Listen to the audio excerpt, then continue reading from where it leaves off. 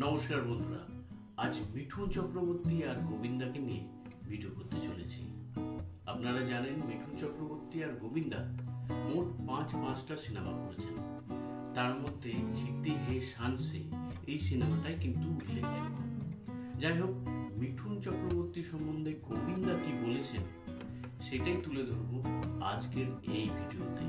Blogging Abhijit, তাই সঙ্গে থাকুন, দেখতে থাকুন আজকের এই ভিডিও। মিঠুন চক্রবর্তী সম্বন্ধে গোবিন্দা যেটা বলেছেন সেটা কিন্তু একদম একটা বড় অনুষ্ঠানে বলেছেন, বড় মঞ্চে বলেছেন, সবার সামনে বলেছেন। মিঠুন চক্রবর্তীকে দেখেই গোবিন্দা বড় হয়েছেন, ডান্স শিখেছেন, এমন কথা সবার সামনে তুলে ধরেছেন গোবিন্দা। যাই হোক, তিনি কি বলেছেন তার মুখে আমরা শুনে নেব। তো চলুন গোবিন্দা কি বলেছেন সেটা শুনে নেব। जिनको देखकर मैंने डांस सीखा समझा। এতক্ষণ শুনলাম গোবিন্দা মিঠুন চক্রবর্তী সম্বন্ধে কি ধারণা পোষণ করেন, কতটাই তিনি গুরুর চোখে দেখেন।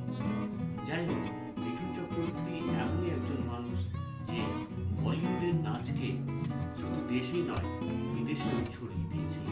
তার এই ক্ষমতা কিন্তু আর বাকি বলিউডের কোনো নায়কের নেই।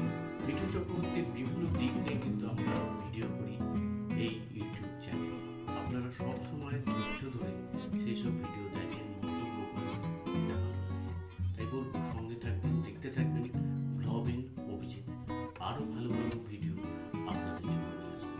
আর অবশ্যই সাবস্ক্রাইব করবেন।